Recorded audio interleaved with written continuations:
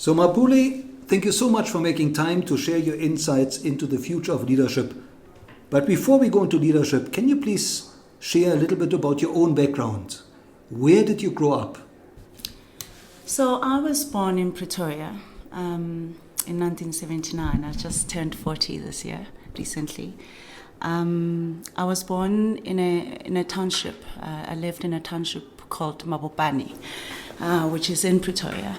But I left Pretoria when I was about 5 years old to go live in the rural areas. My mom at that time left my father, left the house she built, and took her 3 kids and went to start over. And that was in rural areas. That is, Marapiane is Skilpadfontein. It's in a very rural part of Mpumalanga.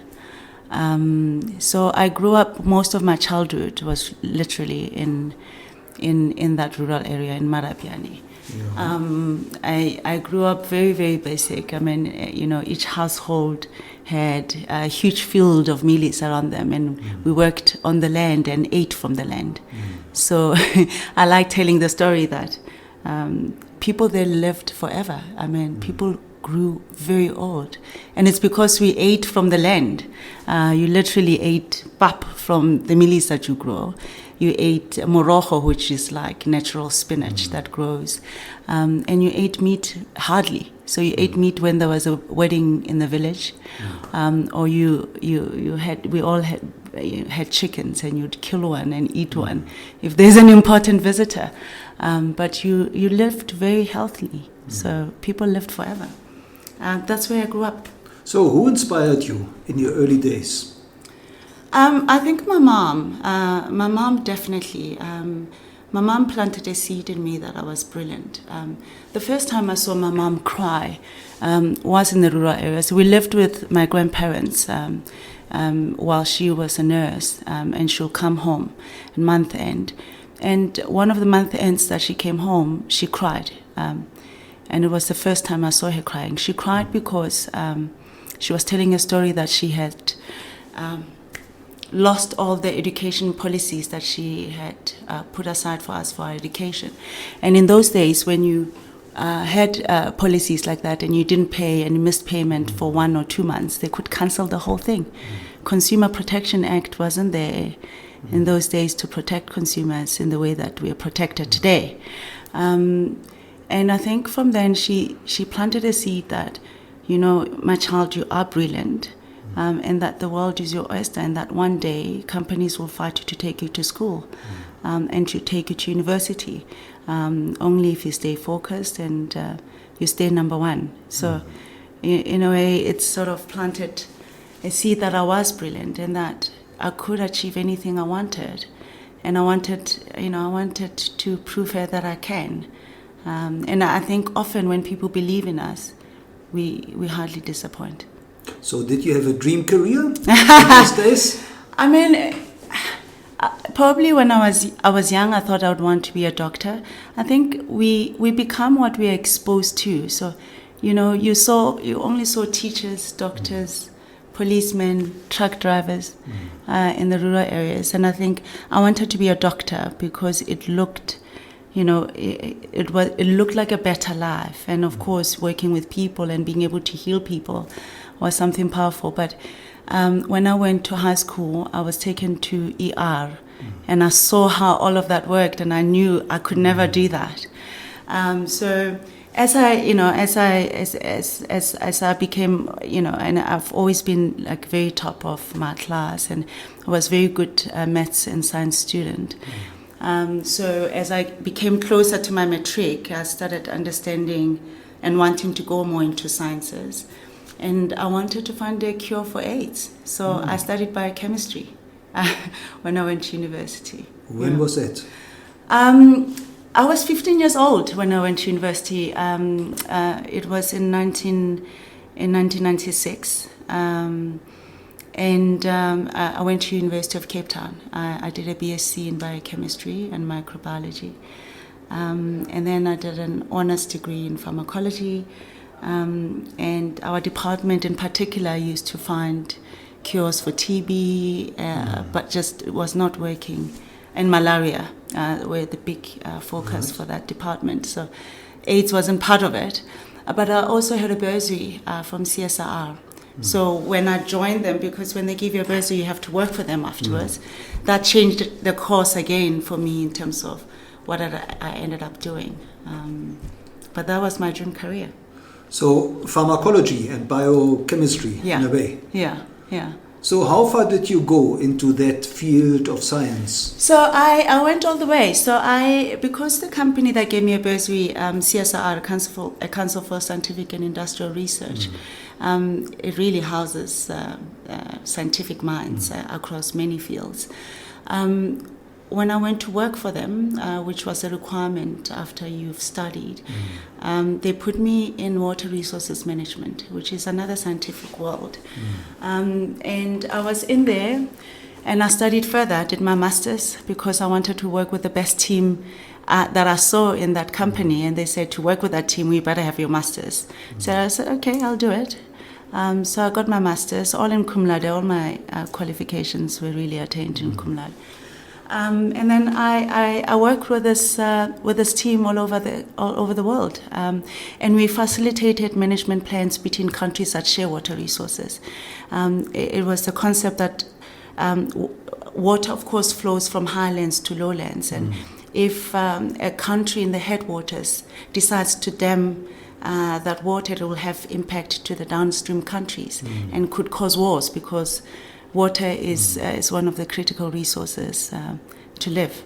And we managed how countries would negotiate how they would manage that water resource. It was one of the amazing things I've done in my career. So is water security still close to your heart? Absolutely. It is still, it's very close to my heart. In fact, my thesis for my master's was on water security. And it was on impact to communities, especially when you have to create dams, and it has huge impacts on communities. And my research was around how that alleviates poverty, and if it actually does. Often when you dam a river, that land is it's probably part of the most arable lands. And arable lands can move from generation to generation, and you can feed yourself from that. When you dam it, you remove all of that, and you displace people and move them to other parts of lands that are not necessarily arable. And people usually get money for that, but that doesn't move from generation to generation. So, yeah, it's interesting what happens. Now, last year we had obviously Day Zero in Cape Town. Yeah. I believe I saw reports just now that Lesotho is going through a drought. So how do you see the future of water security in maybe sub-Saharan Africa? Look, I mean, I'm not in that field anymore. I'm in banking now, as you know. But I think that with any project that we take, we truly need to understand the impacts that we have, not only on the communities that live around there and really are dependent on that land, but the impact of what that would have across. So usually some of these projects, of course, are to provide sustainably water resources for nations beyond the area that's impacted. But often we don't equip enough the people that we displace from those areas for them to also have sustainable futures. So I think we have to be very responsible in the way that we drive those projects. Now, I believe from water management you went into management consulting with Accenture. Yes. How did that come about? It was a complete career change. It was nerve-wracking. I remember I keep telling people I didn't sleep for 3 months because I worked with these very resourceful, very smart people, and I thought, oh my gosh, can I handle this? Until I understood, what makes them so resourceful, and then I could relax into my being and find my own passions within the organization and thrive. But Accenture was an incredible experience. I always encourage young people, If they don't know where to start in their career, go into management consulting. Firstly, you're going to learn a very good work ethic about hard work, but also you're going to be exposed exponentially to things that you may not necessarily get in a corporate. That is where you're focused on one thing. In consulting, you deal with huge aspects about what makes a business effective and what makes a business high performing, and that skill is irreplaceable. It's valuable forever, and you always tap on it, whatever career you choose beyond that. Now, Mapule, I believe you also instituted the Future Leader program at Accenture. Yes, it's funny. Can you tell us a little bit more about that? I'm very passionate about planting seeds, seeds of self-belief. I believe that we spend so much time, so much of our energy in self-doubt, and I think self-belief is what unleashes us and enables us to face our fears and really go for it. And this Future Leaders program was really at the heart of the organization, of succession, of looking after talent. It became a flagship for retention, but also for attraction of talent into the organization. So it really looked at future leaders and empowering them in all skills and all versatile skills to help them succeed in their career.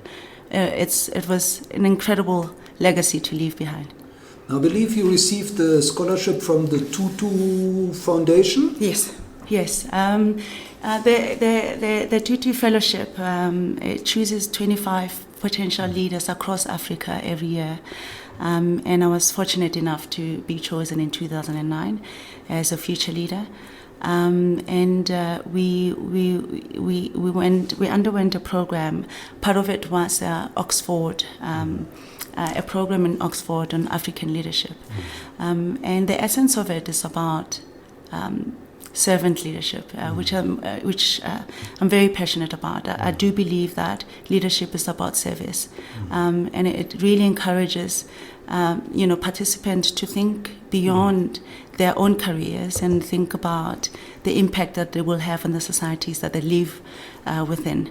It was incredibly powerful, and the networks that were created there are available to me today. Now, from Accenture, you went to EPSA. You went into banking. Yes. What attracted you to banking?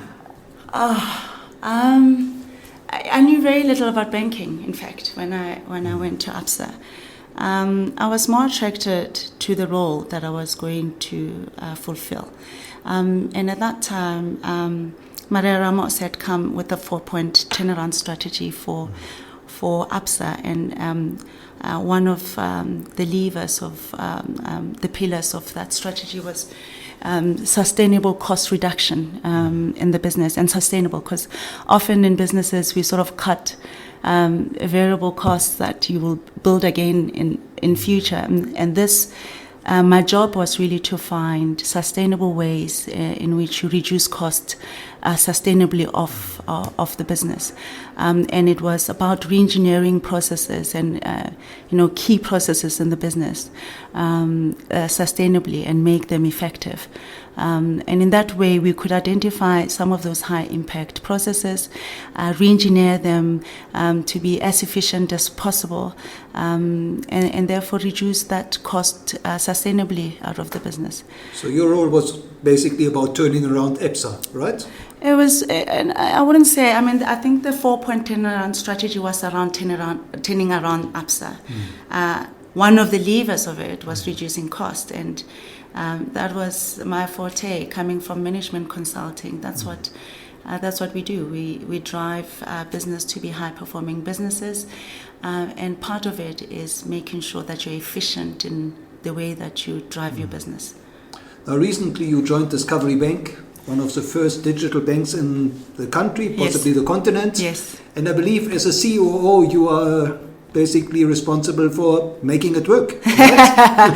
Absolutely. It was, when it came by, it's it's one of those one in a lifetime opportunities that you simply can't say no to.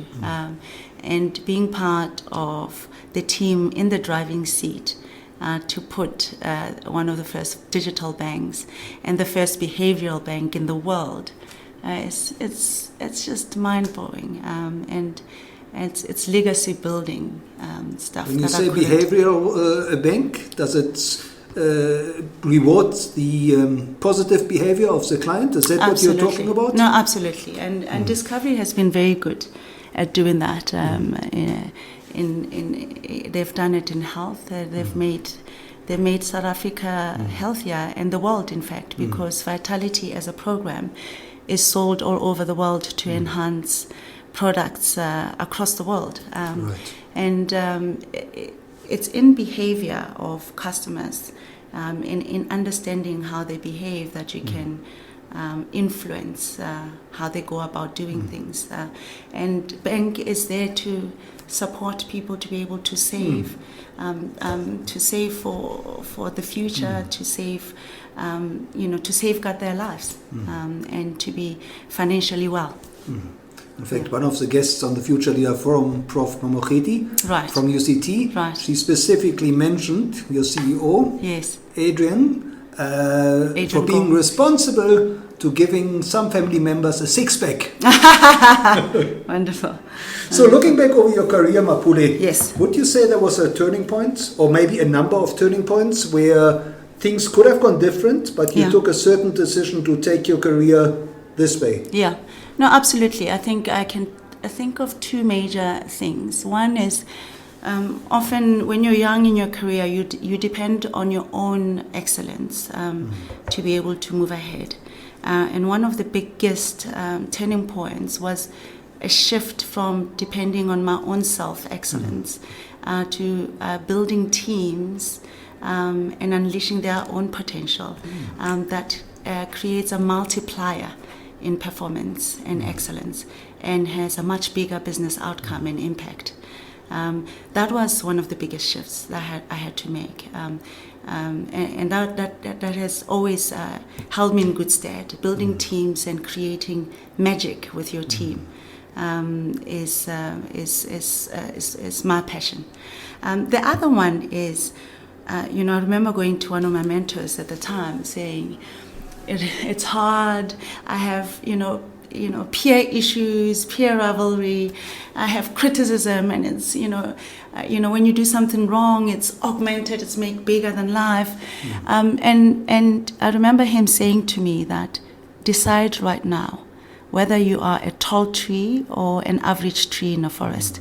Average trees sit together, and they protect each other from the storms, the winds, and so forth, and always looking up to the tall trees and criticizing.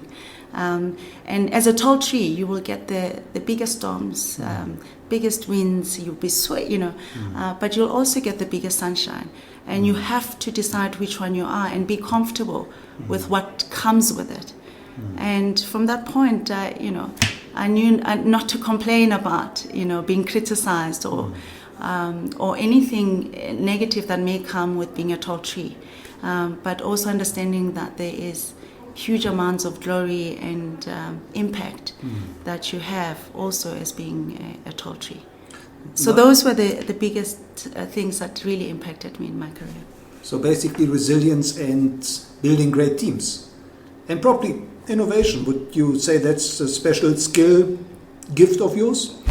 I think that the ability to unleash people's self-belief is a more powerful skill that I embrace. Because in that, as we live, we see things, so we experience things that makes us want to, question it and say, how can we do this better? Surely there's a better way of doing this, and that's where innovation comes. So I think that ability to recognize what's not working and how we can do things better is within all of us. And it's only when we truly believe in ourselves and our inherent, infinite power and fire that can fuel us beyond fear Right. that we can really truly be our authentic selves and excel in whatever we choose to do. So definitely, I think innovation is a big element of progress. So Mapule, what is driving you today? What is driving me today, I would say, is really it's being able to inspire people to be courageous, to go after their dreams. It's to inspire people to be fearless, to break the shackles of their challenges, and it's really to see people thrive.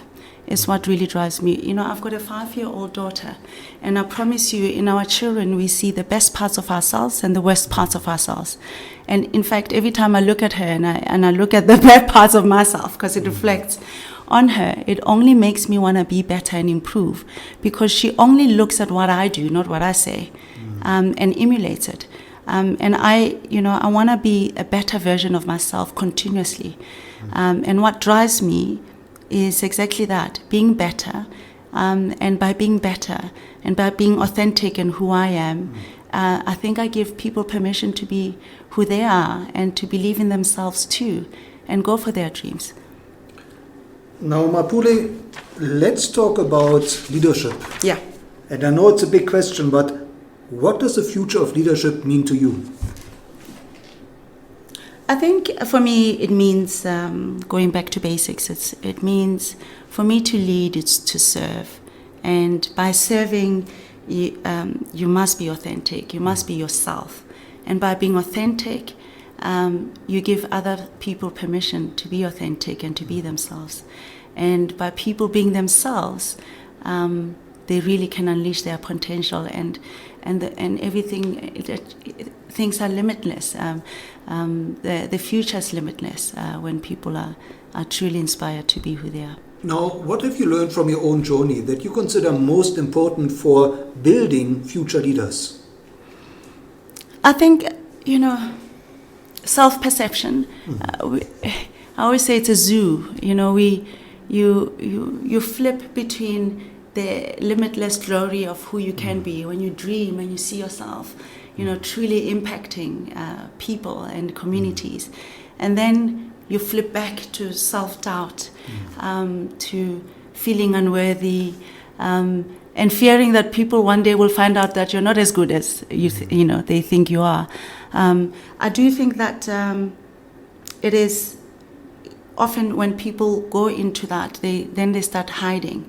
They hide themselves and they go with the flow. And going with the flow is the worst thing that you can do. I think, when people craft their own paths to what they want to do and they truly, come to being, is where, there's limitless possibilities. Now, Mapule, when you speak to aspiring leaders, to future leaders, and I know you're hosting a number of events around future leaders, what is it you tell them they should focus on for future-proofing their career? I say that you should find a reason why you're doing what you do. You must find, reason for the fire in your belly, because you have to maintain that fire in your belly. You have to maintain it because there's going to be huge challenges in your journey, and you have to find that purpose and that fire that fills your ability to go past those and to succeed. I've always loved the quote from Mariam Wallinson, which I always thought it was a Nelson Mandela quote, but it's that quote, and it's powerful. It is, our deepest fear is not that we're inadequate. Our deepest fear is that we are powerful beyond measure. It is our light, not our darkness, that we fear. So I truly believe we are inherently powerful.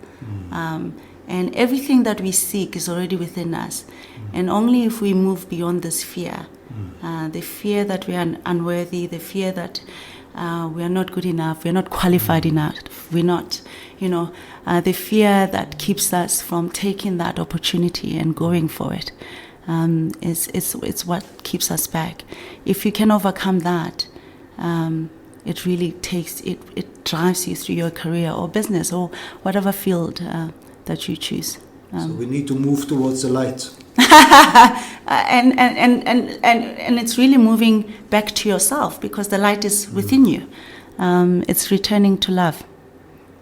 Now, Mapule, let's touch on technology. Yes. What would you say are the technologies, or maybe the tools of technology, that future leaders should learn and master? I mean, today there's a lot of technologies, that are buzzwords in the industry. There's artificial intelligence, there's Internet of Things, there's robotics, and so forth. I do believe that the future of business is businesses that can create platforms, I always say that nature is our best. It's a place where we should learn most of our lessons. Nature, every single living organism is connected to the other. It's an ecosystem that works well by connecting to each other and creates value for each other, and that works and thrives. Businesses of the future, if they emulate that, I believe they will be the successful ones. If you look at what I mean by platform businesses, is businesses that create a platform that gets producers to work together to bring various elements of their strengths, and creates products and services that consumers can take from. And I think it's in the interconnections of those partnerships that you create on a platform that will really satisfy various needs of a client across their lifestyle, whether it's needs for home, life, money, savings, protection, education, travel. If you create platforms where clients and consumers can go and get multiple of their needs met, I think that those ecosystems are the ones that are going to be successful in future.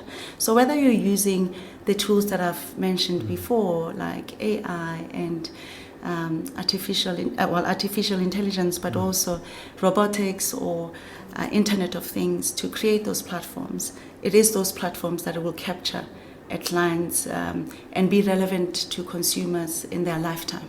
So would you agree it's all about co-creation and collaboration? Absolutely. Ecosystems are exactly about that. It's about co-creation. It's about taking strengths of each other and creating something much more powerful than you would have done on your own. Now, Mapule, when it comes to social media, what is it you tell future leaders? How should they navigate and use social media to build their own brand, their personal brand? Yeah, I think first and foremost, people must remain themselves. I see a lot of people in social media just following trends and following what people, and then they lose themselves, and then they look at their profile and think, who is this? And they can't reconcile themselves to that.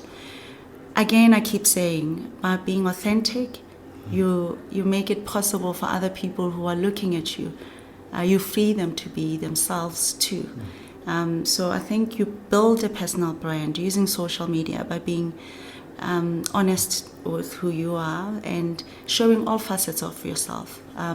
Often in workplaces, people focus on one element of what they're good at, and you find people are very creative in many other areas.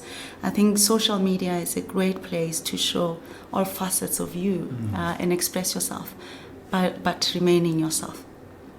So to showcase all your talents. Yes. Now, Mapule, as a mentor to future leaders, can you maybe share a success story or two where you mentored somebody and that person took your advice to heart? Yeah, I mentor a lot of people. It's a joy of my life, and I always say that it's funny. It's in the giving that we get so inspired ourselves. I have many examples of people who were really not confident. They were very good at what they do. They were subject matter experts in what they did, but they were not confident enough in their voice. They didn't believe that their voice could be heard, and therefore they shied away from voicing their thoughts. And I think in mentorship, you can really find ways to make your voice heard and to become more and more relevant on the table, and to believe in what you're bringing to the table. So I've had lots of joys seeing people really thrive. It's not just people being promoted and moving ahead. It's truly people saying, because of you, I feel so more confident. I feel that whatever I choose to do, that I will thrive in it. And that for me is more powerful than just promotions and recognition. Because when you recognize in yourself your capabilities and what you can do, that's more powerful than the recognition that you get from outside. That is going to sustain you in a long time to come. Now, Mapule, are there any role models of leadership that you would suggest future leaders should study? Yeah. And I've spoken about it already because I'm passionate about it. It is servant leadership. If you look at the greatest leaders of all time, Nelson Rolihlahla Mandela, Mahatma Gandhi, and so forth, those leaders existed to serve. If you can find something that is beyond yourself, a value that you can create that is beyond satisfying your own needs, that's serving, that's truly bringing out your talents for service of others. And I think that's the greatest leadership models. Now, Mapule, how can our listeners get hold of you and where should they follow you? I think the same way you got hold of me. LinkedIn is a powerful platform, and I think today you reminded me that how powerful a platform is. A platform not only to get connected to people, find talent, but also to express your thought leadership. So I have to find ways to use it a lot more in that way. But people can get hold of me through LinkedIn. I think that's the best way. And last but not least, is there one piece of advice that you would really like to convey to future leaders that they should implement in their own lives? Yeah. I think often we say, when there's an opportunity in front of us, we say that we are unqualified to do this. But what we're actually saying is that we are too scared to take on the opportunity. We're too scared to try it. I think that it's not the experience that we lack, it's the lack of determination to do what it takes to truly succeed. So I think if we face up to that, and really believe in ourselves, the opportunities are limitless. The opportunities will keep coming, and if we're brave enough to choose them, they will choose us back, and we'll hopefully all thrive. Well, Mapule, thank you so much for sharing your insights and your wisdom into the future of leadership, and for shining your light and reminding us that our role on this planet is to help others shine their light. Absolutely. Thank you so much, Dr. Nick.